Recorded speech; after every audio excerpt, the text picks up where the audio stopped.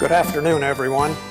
On behalf of the College of Forest Resources, I wish to welcome all of you to the fourth Denman Forestry Issue Series entitled Understanding Conservation Easements and Land Trust. The purpose of the Denman Forestry Issue Series is to provide information and discussion on timely forestry and natural resource issues. As with all the activities associated with an academic setting, our ultimate goal is to inform and educate students, faculty, staff, and the public. These programs are made possible through the generous support provided by the Denman Endowment. The College of Forest Resources engages in a broad mission focusing on the sustainability of natural and managed environments by promoting programs in sustainable forestry, sustainable urban environments, and sustainable forest enterprises. This theme of sustainability will be heard many times today as we move through the program. Societal demands for both commodities and amenities from managed forest, natural wildlands, and urban and suburban landscapes have dramatically changed in recent years. Accordingly, new policy instruments, institutions, and innovative programs are needed to address these new realities. Increasing human populations, the growth of economic prosperity, mobility, and technology, as well as a change from an industrial to an information-based society have contributed to this shift. This has led to an increasing demand for the use of environmentally friendly technologies, sustainable production processes, and the protection and restoration of ecological functions and services so that future generations may enjoy the same products and amenities that we now enjoy. Our college is helping to address these new realities in many ways, one of which being today's discussion of conservation easements and land trust. Introducing new proposals to address societal demands is not an easy task. It has been and continues to be a wrenching transformation for many forest landowners in Washington state. Large shifts in wealth are occurring as a result of this paradigm shift. A commitment to resolving these issues is paramount, for we believe that the shift towards sustainable management and higher standards of forest stewardship are irreversible and will continue to grow stronger in future years. Turning to the importance of our discussion today, we need only look at a few summary statistics for Washington state. First, I wish to point out that about 38% of our state's land area is covered by commercial forest, with about 60% of this area in western Washington and 40% in eastern Washington. 44% of this commercial forest area is publicly owned and 56% privately owned. Between the years 1978 and 1980, and 1988 to 1991, all private land ownership in Washington state decreased by about 5.3%. If we look at the status of the timber inventory on these lands, we see that about 53% is publicly owned and 47% privately owned. Between 1978 and 1980 and 1988 to 1991, the timber inventory on all private lands decreased by 5.8%. And lastly, in 1999, public lands contributed only 18% of the statewide harvest, contrasted to 82% coming from private lands. These few slides begin to help us identify the problem we are here to discuss today. Private timberlands in our state are producing an increasing share of the timber harvest while simultaneously being subjected to growing pressures to provide a growing array of environmental services, amenity values, and development opportunities. We need new policy instruments and innovative programs if we are going to successfully retain these forest lands as our state continues to urbanize. Growing recognition that conservation easements and forest land trusts play a significant role in this effort is the subject of today's discussion. I wish to thank all of today's speakers as well as all of those who helped organize this event. I applaud your contributions because I believe the future of forestry and natural resource management in Washington State lies in the creation and implementation of new innovative approaches like those being discussed today. With these brief comments, I will turn the podium over to Professor James Agee, who will introduce the rest of your program. I wish you a most successful discussion. Our third speaker today is David Rolfe from the Nature Conservancy, which, by the way, is celebrating this year its golden anniversary, 50 years in operation. Mr. Rolfe provides scientific oversight for all the Conservancy's forest projects in Washington State, and his duty include working with site managers and projects to develop, implement, and fund appropriate forest conservation and restoration strategies. He also develops inventory and monitoring protocols, links the Conservancy with the scientific community, and works closely with both public and private forest managers. David has worked more than 10 years with the Nature Conservancy in various capacities, including managing preserves in Hawaii. Prior to working with the Conservancy, he held positions with the U.S. Forest Service and others providing field research on spotted owls, bald eagles, and aspen vegetation communities. Mr. Rolfe has a master's degree in natural ecosystem management from the University of Washington's College of Forest Resources. David.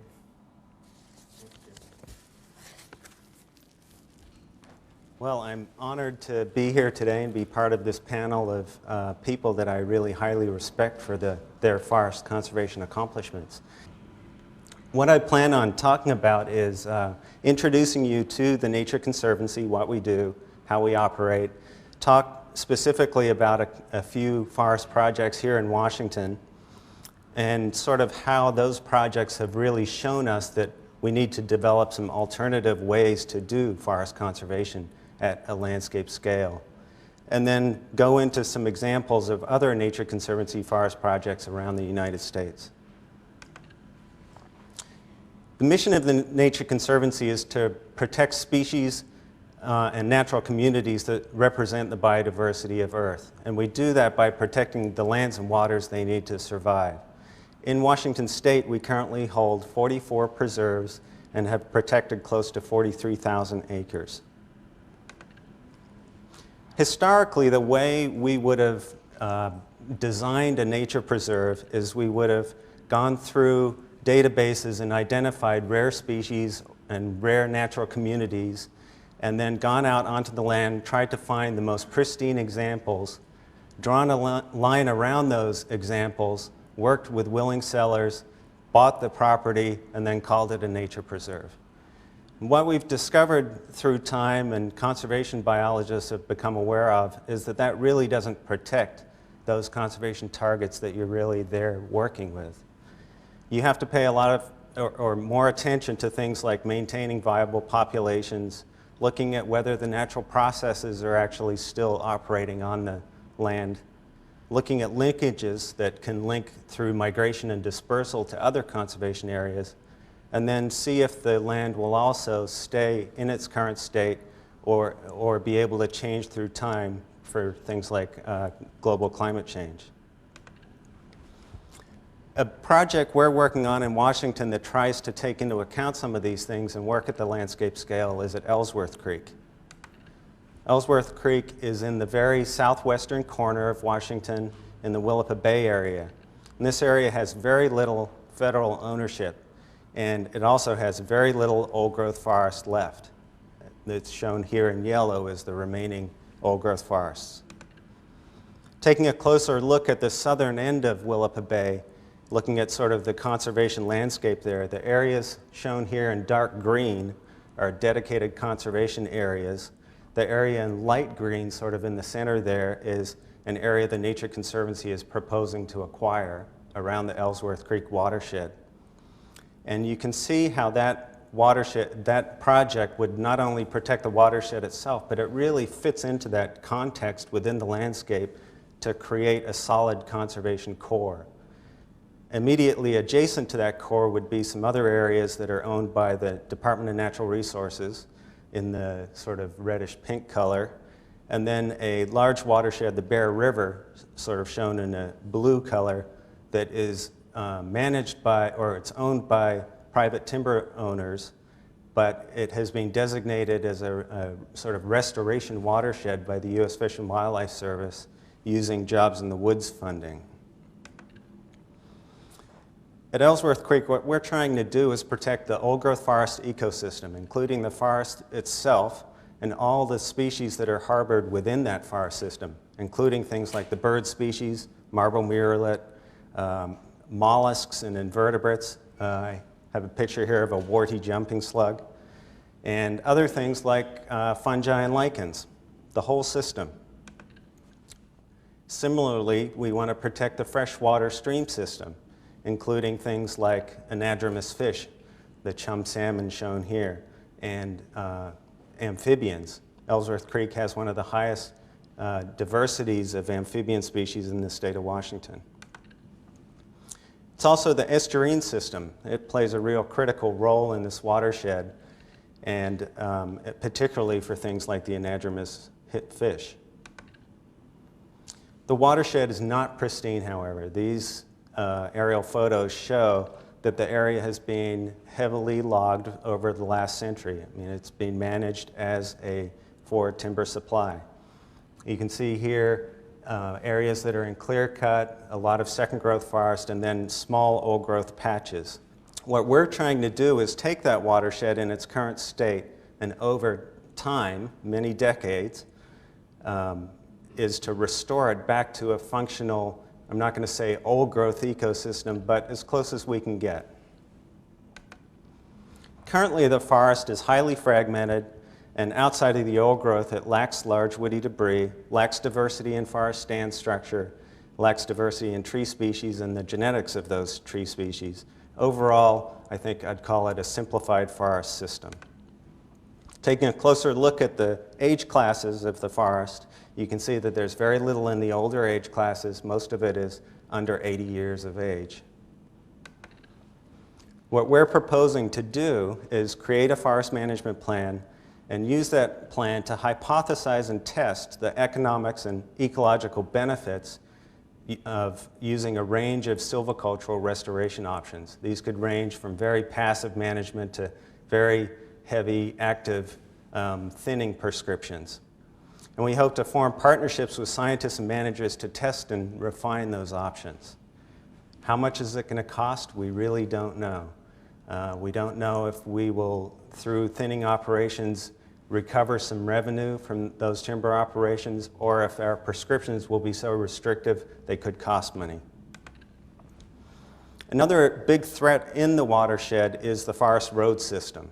Currently, there's about 50 miles of road, and this picture shows the results of a survey we did showing some of the highest hazard areas. That road system can help synchronize water during rain events to the stream, causing a flashy flooding system within the watershed. It also can route sediments to the stream system and be one of the major sources of mass wasting events. Culverts across roads can also block fish passage. Working with that road system can have huge financial implications. Just bringing that road system up to the existing forest regulatory standards will be very expensive. Doing annual regular maintenance on the road system is expensive, but then taking it even further to do full watershed restoration will take it to a whole different level of expense. As an example, decommissioning about 4¼ miles of road can cost close to $250,000. So when we look at the total project costs, land acquisition, somewhere around $16 to $20 million. Road maintenance could approach $3 million. Annual stewardship costs could be around $250,000. And then again, the forest management and restoration, we don't really know what those costs will be. The benefits we see are conservation of biodiversity in that watershed, and also increasing the viability of those species that are outside the watershed in those adjacent conservation areas.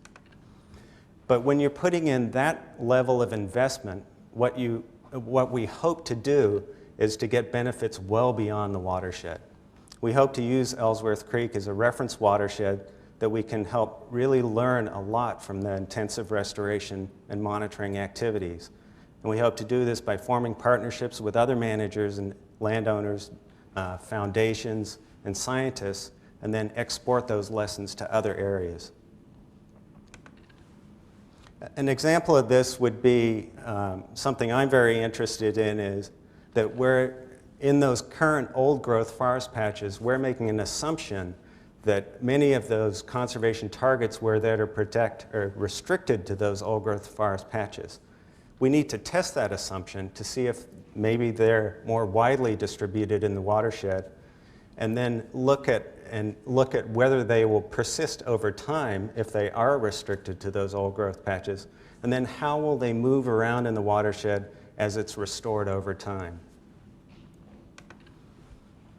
Another project the Nature Conservancy of Washington has been working on for a long time is the Skagit River. We're sort of known there for working on bald eagle habitat. With this whole learning process, we've quickly learned that to protect bald eagles, you have to have a functioning river system that produces the gravel bars where they feed and also can harbor the salmon that's their major food source.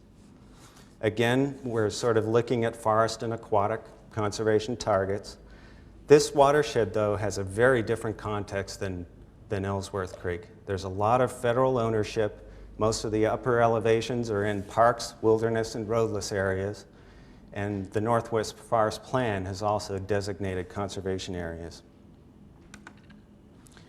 Some of those conservation areas, we hope, are going to protect some of those forest species. So initially, we may function more on, or focus more on the stream and riparian system. That system has impaired hydrology, high water temperatures. There's a real threat of diking in the river system. Again, fish passage blockage, a lack of large woody debris, and sedimentation. The Skagit Watershed Council has done a study looking at sediment sources in the Skagit River and found that it's closely aligned with roads and the underlying geology, but is a very significant threat. So, will the new forest regulations help minimize these threats? We really don't know. It's untested. If they don't, how far above those regulations does forest management have to go? And what will it cost? A closer look at the forest ownership there, you can see that below that federal ownership, there's a lot of Department of Natural Resources land, shown here again in the sort of reddish pink color, and then a lot of industrial and non-industrial timberland owners.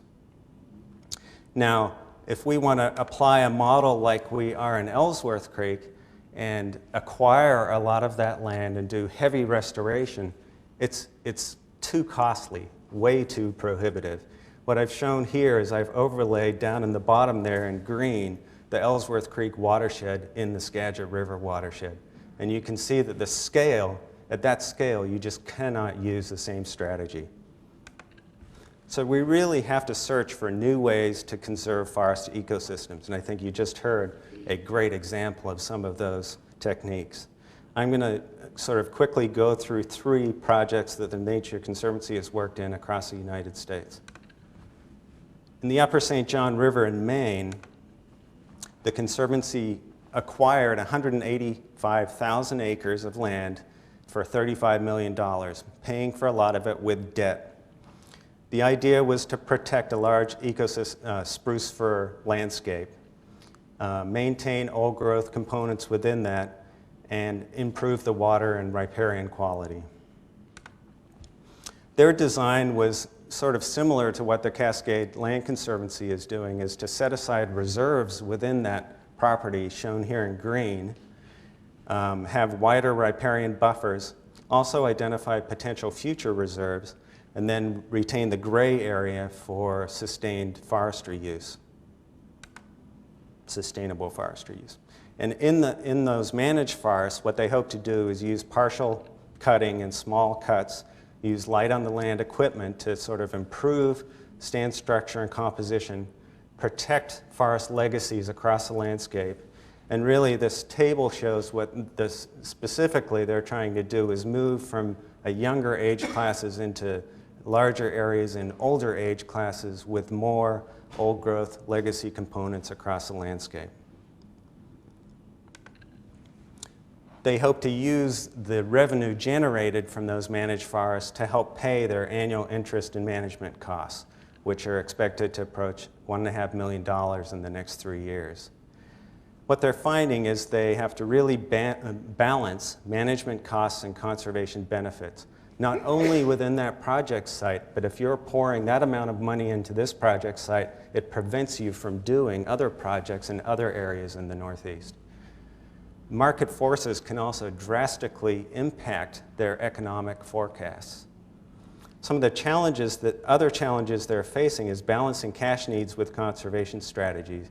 A great example here is they have selected their reserve areas in some of the most productive forest land, leaving more unproductive forest land as their managed land, which can really constrain their management options. Another challenge is exporting strategies to partners that have completely different economic needs than a nonprofit land trust does. And then really truly determining whether these strategies are successful in accomplishing your conservation goals. Next project I'll talk about is on the Big Island of Hawaii, and this is a koa forest ecosystem. And koa forests have very high biological diversity and harbor a lot of endemic and rare species. Koa wood itself is very highly prized for its high, beautiful grain and commands a very high market value. In the Kona region on the Big Island, about 2/3 of the forests are privately owned. They've been ranched and logged for over 100 years with very little investment in forest restoration. They have a significant threat from feral ungulates, and that's things like wild pigs, sheep, and goats, weeds, unsustainable logging, ranching, and development. And some of these are very closely connected. Unsustainable logging is largely what they've done is gone in and harvest all of the initial koa that was there, and there is very little to no regeneration because the feral ungulates and the cattle are eating all of the young koa trees. Clearly not sustainable.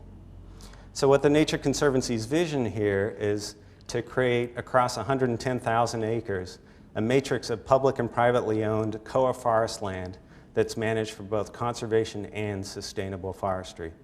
To do this, they're hoping to acquire and manage the most biologically significant or threatened lands, and then on those lands really start developing a sustainable forestry model, trying to figure out how could you manage these forests sustainably over time, including things like regeneration and timber supply, improving the mill structure there and things like that.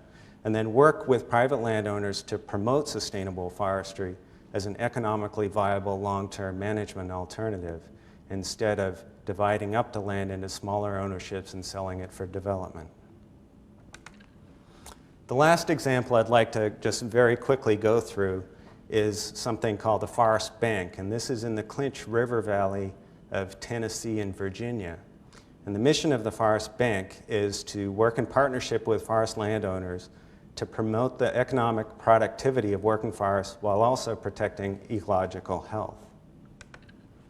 Now, this is a very complex thing, and I'll try to go through it here. It's going to be difficult without a pointer, but it starts with the forest landowner themselves deciding to assign a conservation easement, a permanent conservation easement, and timber management rights to the Forest Bank.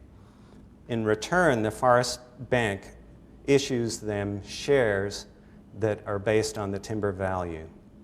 The Forest Bank then has contracts with the Nature Conservancy, a sister organization, to produce and carry out sustainable forest plans.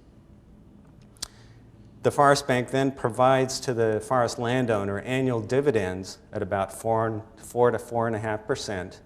And then after several years, the forest landowner can also withdraw a percent of the original timber value without having to harvest the trees. It's been quite a successful model in that area of the country. Whether it can be applied to areas, say, in the Northwest is questionable because of the differences in the ecology and the timber values. Some of the lessons learned from these projects are that we really have to create models for working at landscape scales that are both ecologically and economically sustainable. We need to work with private landowners to create incentives for managing healthy forest ecosystems, and we really truly need to monitor and measure the success of different strategies to determine whether they're meeting our conservation goals. I think land trusts can really play a unique role in forest conservation, particularly working with innovative partnerships to test these different alternative land management strategies, including things like conservation easements. And that's it. Thank you. Thank you, David. Our fourth speaker is Jim Nickel, a principal in investment strategy with Forest Systems Incorporated, a private forest investment and management firm. A trained professional forester, Nickel has more than 17 years of experience managing forest assets. He's responsible for designing and developing Forest Systems portfolio composition, performance management, and research and risk analysis capabilities. Prior to joining Forest Systems, Nickel was a member of the Hancock Timber Resource Group's executive management team. And in that capacity, he managed the largest institutional timberland portfolio in the world, serving as Chief Timberland Investment Officer for the California Public Employees Retirement System, owners of more than $1.2 billion worth of forest assets, and which, by the way, provides my mother with a monthly check as a retired librarian in the California State University system. Thank you, Jim.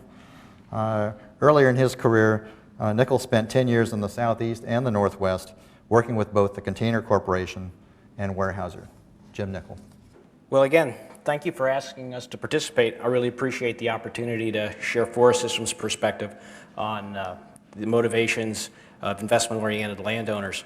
And I'd also like to, in addition to talking about their motivations, to give you an idea of where they come from and what they're about, to focus on an easement that we've recently completed in northern Florida, because we think it may offer some insight and guidance as you and others move forward with trying to work with taxable landowners and tax exempts, for that matter too, that are private landowners. But before I get into any of that, I guess I'd like to say congratulations to the Conservation Land Conservancy. As a resident of King County, I'm ecstatic to hear that forest land is going to be managed the way it is. And probably as importantly, as an investment professional, I'm equally ecstatic about the effort that's being made to develop the tax-exempt bond concept. It's been bumping around for a while now. You'll see that it's doing something in a little different manner, but very consistent with what our company is about, and that is finding ways to bring the public, the individual, into the land management decision and into the ownership of forest land in America, whether it's through bonds, whether it's through stock. We believe, and I hope many others do too, that if we can bring the average individual into the landowner equation, we can improve the understanding and the stewardship of America's forest land. So the folks that put that together, congratulations, that's tremendous. Just a couple of minutes on Forest Systems. We're probably the least well known of all of the groups you're going to hear from today. We're a young firm. We were started 4 years ago, although the principals in the firm generally each bring 20 years plus of investment management experience to forest land. Currently, we manage 350,000 acres, and it's array in 7 states. Those of you who are quick with the math will recognize we have 8 colleges there. It's an oversight. We are not currently active in Georgia. The firm is owned by its employees, along with one large institutional investor, a public pension fund. I mentioned to you, from a vision standpoint, we're very much focused on being a catalyst to the evolution of the American forest ownership and helping bring individuals into that ownership because we believe in the long run that's how we improve stewardship and understanding of all the complex issues that face forest land. At a business strategy level, what we're about is creating a pure play forest operating company that will provide the entity in which individuals and institutions can invest side by side. Even though we're a young organization, as was mentioned earlier, many of us came from the Hancock Timber Resource Group. We have had extensive experience on conservation easements, both with that organization and with our new firm, and that's really where I want to focus principally today. So when we're done, hopefully what you'll feel is you've had a bit of an introduction on the perspective and interest of the the investment-oriented forest landowner, that some insight is gained on how we view easements as being an important part of their portfolio management and monetization tools. And we'll see. Hopefully it's enjoyable and informative. Let's start, though, and just clarify some things. Who are investment-oriented forest landowners, or institutional owners will be a term you'll hear me use quite a bit. By and large, over the recent past, they've been jumbo public and private pension funds. A couple of names that come to mind. We've already heard about CalPERS, California Public Employees. Ohio Teachers Retirement System is another very large player, and one that's probably near and dear to a few folks in this room, State of Washington Retirement System. University and endowments have become more active. Harvard, Yale, Rice, Stanford are all names that come to mind that have extensive positions in forest land investment. High net worth individuals and families are active. I guess I won't offer too many of those and just preserve their anonymity if that's their inclination. And then also charitable foundations. A group that Connie is quite familiar with, the MacArthur Foundation, I know has made some investments in forest land as well. When I say investment-oriented or institutional forest landowners, it's really to this group that I'm speaking. And what I really want to demonstrate here is they're becoming a formative force on the landscape of the forest land. As we look at the total private forest land in this country, we see that institutional owners, if we looked at this slide 15 years ago, probably wouldn't show up. Today they represent 5%, and the bulk of the forest land that's come under that ownership has come out of the industrial component. And I think that also speaks to something we heard earlier, which is the massive change that's taking place in private forest land ownership in this country, especially in forest land ownerships that currently are concentrated in large blocks.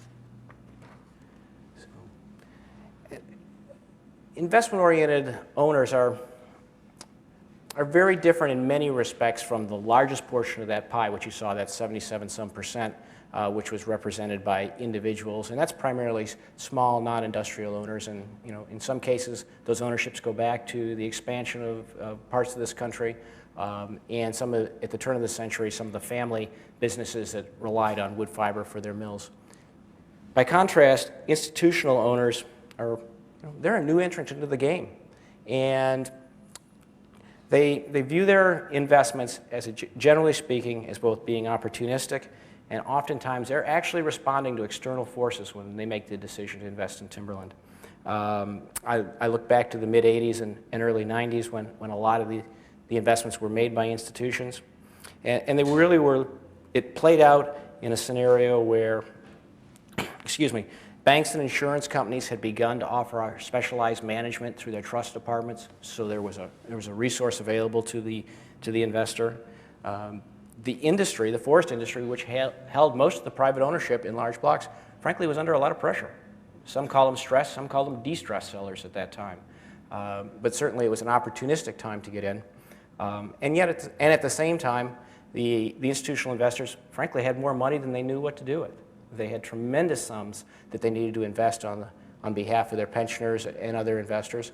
And they recognized that they needed to diversify beyond just sort of the bland stock and bond approach to life.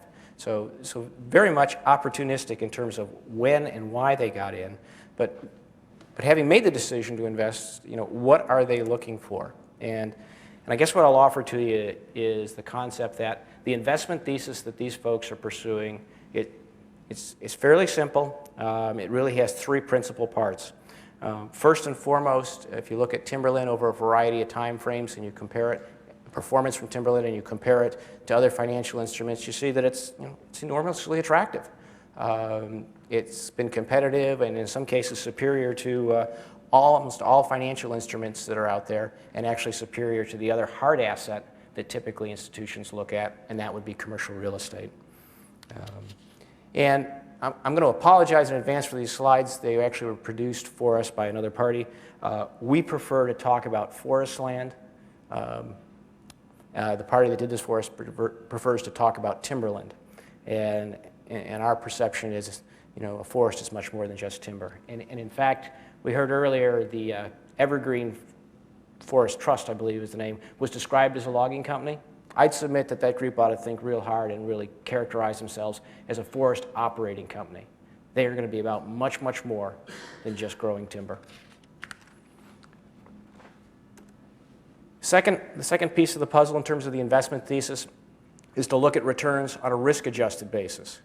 And from this perspective, timberland or forest land actually looks even better, because if you look at the standard deviations through time of the annual returns, which is generally what the investment world uses as a measure of volatility and risk, the rates for timberland are very comparable to corporate bonds. Yet you see the actual returns, the average annual returns, are far, far superior to corporate bonds and in fact, superior to the stock market.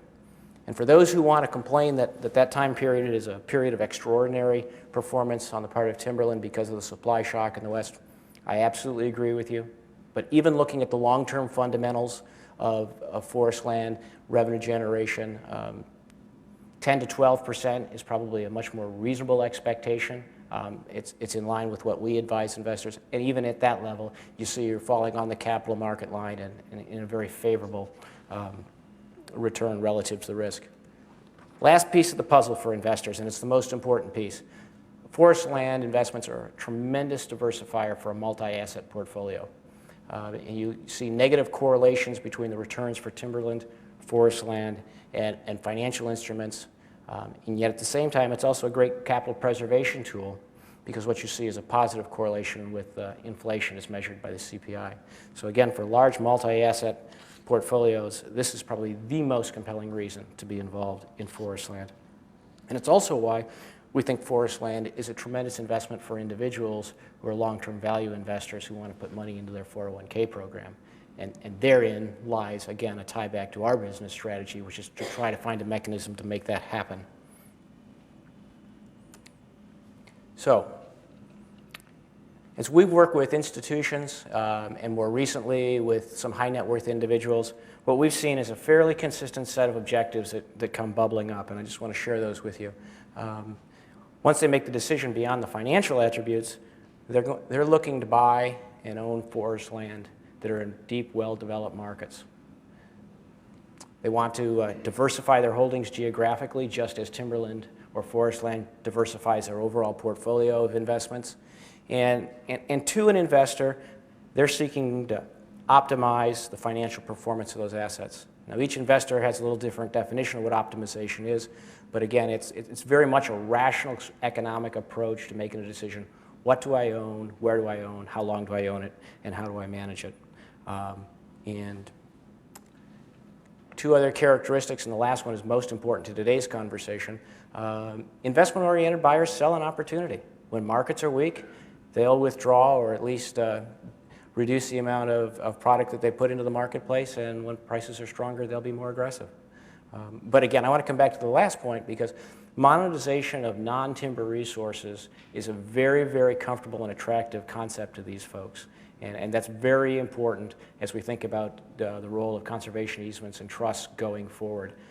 Unlike some ownership classes that simply wouldn't consider any kind of easement or restriction on the land, these folks are very amenable to it as long as it's properly constructed.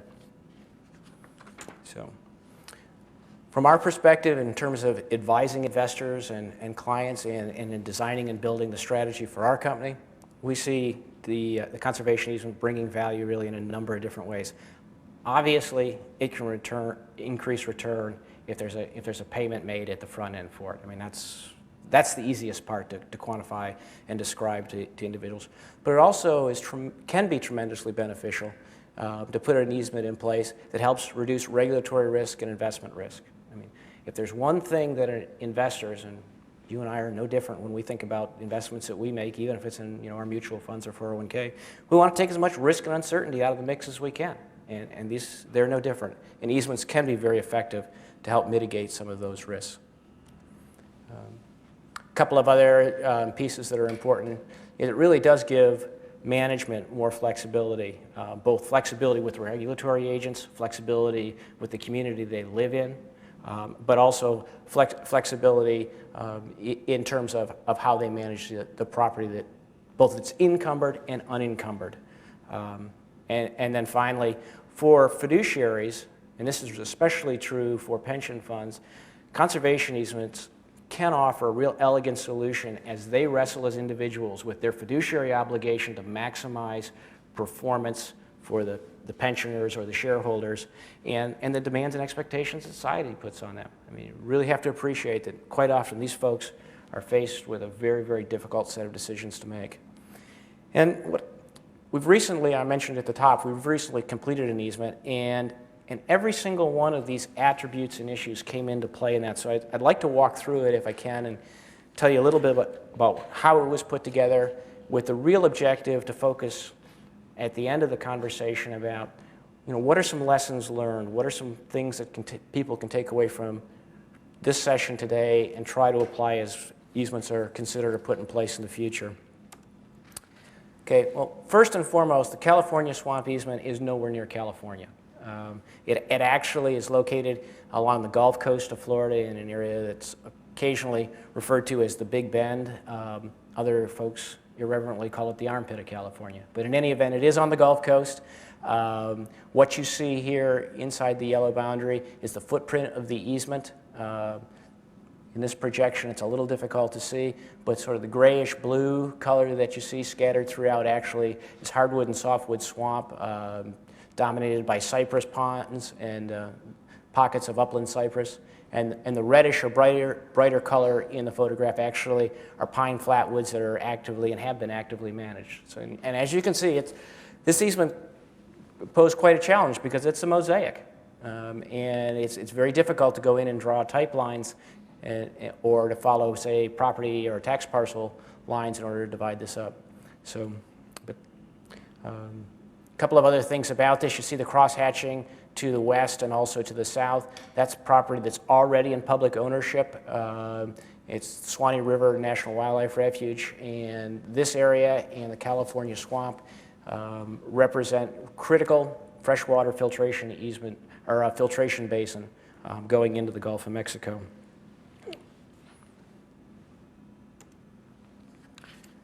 To tell you a little bit about how this came about. In the summer of 1999, Forest Systems was negotiating with a landowner to acquire 200,000 acres of forest land that included the area subject to the easement. Early on in that process, we sat down with the Conservation Fund and asked them whether there were any pressing conservation issues that applied to this 200,000 acres. And our interest there was to find out whether or not there were any issues that could either substantiate or derail the buy decision. And what we found out very quickly from those folks is there was a long-running effort on the part of a number of conservation interests to protect the California swamp. And those efforts had faced enormous public opposition.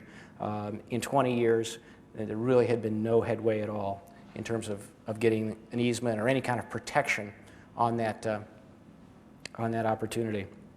So, working with the Conservation Fund, what we determined was that really the best way to do something with this property was to actually put an easement in place.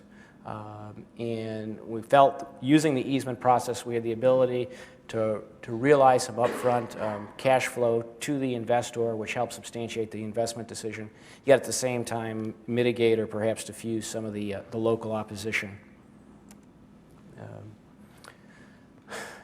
A learning for us as we went through this, and one that I think whenever possible landowners need to focus on, is they need to find one highly motivated, well-funded entity to work with when they want to consider an easement. And in our case, that was important because we wanted to compress the time frame, we wanted to minimize the conflicts, and we recognized we had huge political ramifications to this easement, and the last thing we wanted to do was have to try to juggle 3 or 4 easement partners as well as the external constituencies.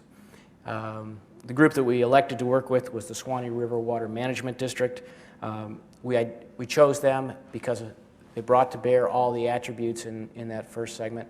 And equally importantly, we felt like we could negotiate openly and directly with them. So that was in the summer of 1999. We actually closed the easement, as I said, in December of 2001. We actually got to an agreement a lot quicker than that, but there was an awful lot of papering and work to be done actually to bring this to closure. But what emerged, and it actually, again, emerged quite quickly, was that we would put in place an easement, the size and footprint of which would be basically dictated by the watershed itself. As landowners, we were prepared to eliminate any risk of subdivision, development, drilling, or mining. So all of those rights were conveyed to the Water Management District, and that applies to all 32,000 acres within the easement. The wetland area, approximately 19,000 acres within the 32, are fully protected. Actually, any management that goes on there is at the direction of the Water Management District. We may be asked as landowners to actually implement that management activity, but it will only be at their election. On the remaining upland acreage, we retain the right to conduct forestry, although we do so with a number of limitations and restrictions in place, primarily with respect to the size of clear cuts, and in some cases, road building and the amount of, excuse me, how we'll do some fertilization and other herbicide work. One of the non-negotiables in this deal for us as landowners is recreation use, and in North Florida, recreation is loosely translated as hunting, had to remain open to the public. Without that, what we knew is we'd never get this through the county commissioners, and we were likely to have our forest burned down in fairly short order.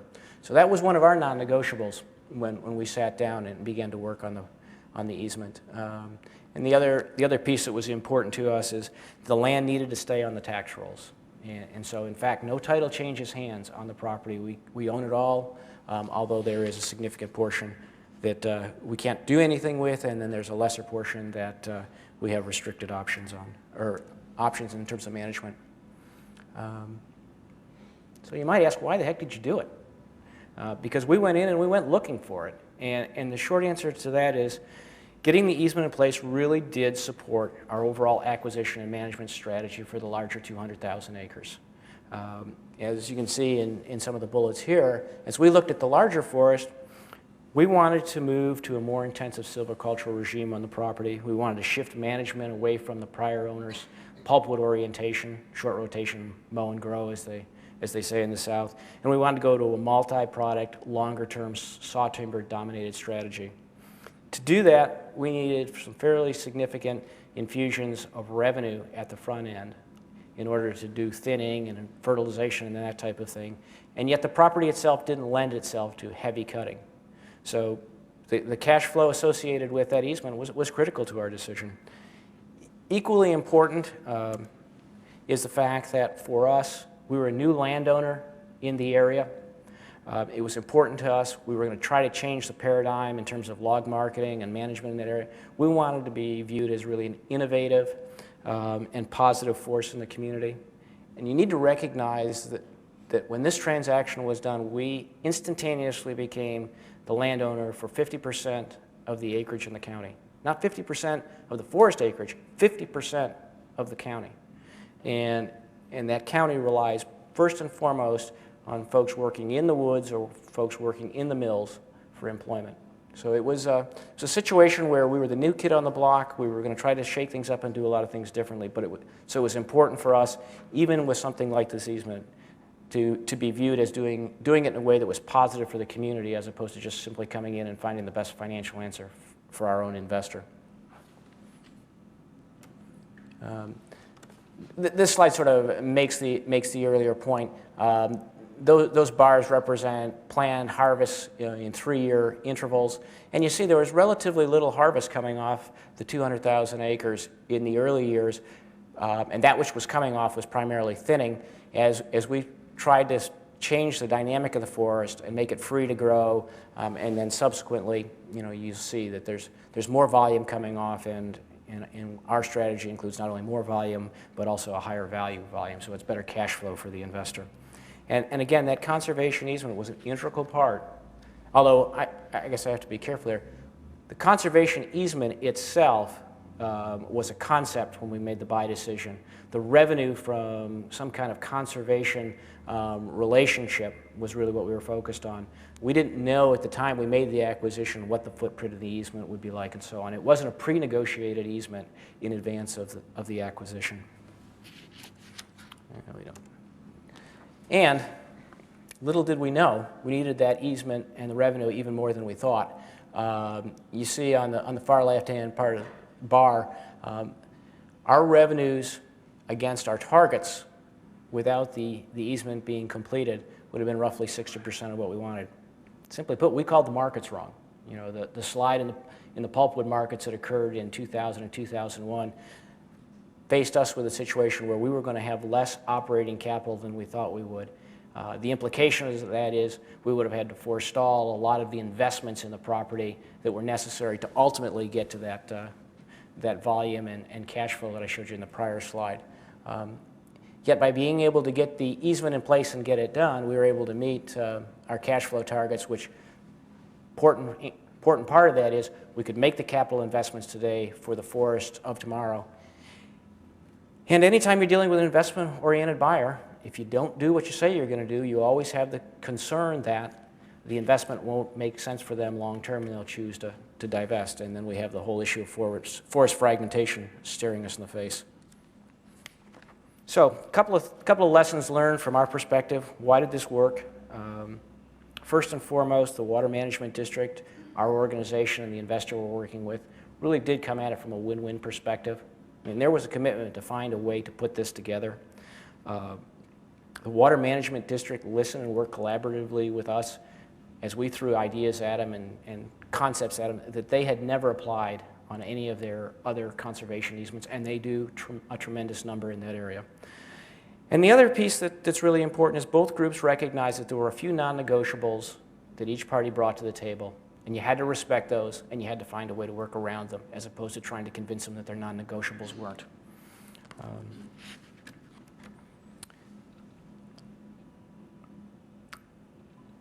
I guess another piece we leave you with is, with easements more than probably any other real estate transaction, the relationships live way beyond the transaction itself. And if you can't build mutual trust and respect during the negotiation process, you have got a problem. And unfortunately, both groups, I think, recognized that early on and made compromises and were flexible because they recognized the negotiations we had day in and out were just the precursor to basically a long-term relationship where we had to work with each other. And one of the folks during late hour one evening, looked up, and when the groups were still wrestling over tough issues, and we did. I mean, we didn't agree on everything by any stretch of the imagination, at least initially. One of the women looked up and said, well, just remember what Mick said. You can't always get what you want, but if you try, you can get what you need. And in that particular moment, that may have been the thing that allowed this easement to take place, because everybody took a deep breath, sat back, and said, okay, let's get our priorities on straight again and keep moving forward. Another piece, manage your lawyers. They're important in any real estate deal, but in an easement, again, it's about trust and relationship and trying to put something in place that both sides can live with long term. The lawyers need to work for the business and the landowner, or the business and the conservation interest. If you let your lawyers run the deal, you're almost certainly going to have a lot of heartache that you don't need to have. And in the same vein, you need to recognize that stakeholders who aren't at the table can scuttle a deal, and you really need to communicate. I mean, that was certainly the case in this property for almost 20 years. As far back as 1980, Georgia Pacific tried to sell this property and the conservation, or not the conservation easement, but the land within the conservation easement to the state of Florida. The result of that was a torchlight shotgun parade down the main street of the county seat. These folks did not want to lose access for recreation, aka hunting, and they didn't want to have that land come off the tax rolls, and they would therefore have to carry a higher tax burden. And aside, are a lot of people in Florida that think Dixie County, which is where this property is situated, is an outlaw area. And we continue to have folks come up to us and shake their head and they just marvel that the deal got done. So recognize that those stakeholders at the table are critical. I guess the last thing I'll leave you with is, if you haven't figured it out, we as forest systems we're huge fans of conservation easements, as long as they produce a win-win outcome. And unfortunately, that win-win outcome usually gets crystallized or challenged most when it comes down to valuation, because the entity acquiring the easement generally is asked to pay for values or assets that they really don't care that much about, but they're critically important to the folks on the other side of the table, and it's part of getting to the benefits that they want to generate by putting these lands under the easement. Our prediction is that easements are going to be the land protection tool of choice in the future with private landowners, because they're one of the few options that really balance economic and environmental alternatives. I mean, I say easements, I see the Cascade Forest Trust activity and those tax-exempt bonds as an acquisition tool. It's, strictly speaking, it's not an easement, but it's the same fundamental concept of balancing the economic and the environmental, and bringing individuals into the land ownership paradigm in ways that they aren't today.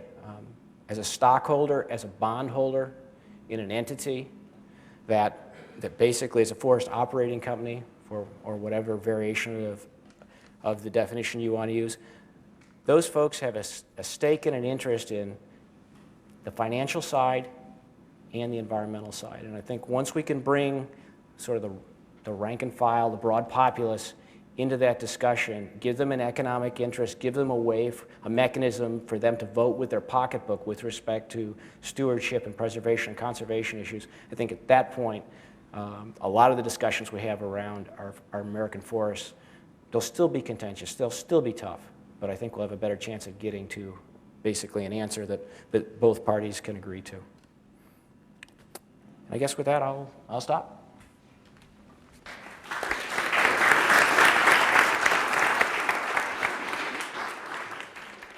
Jim, thanks very much. Well, we've had the opportunity to listen to 4 speakers on the issues of land trusts and conservation easements, and I think it's become clear that we have a wide variety of very innovative strategies for land purchases, for conservation easements, and in particular, what I've learned from this are the relatively innovative financial opportunities and strategies for achieving these goals.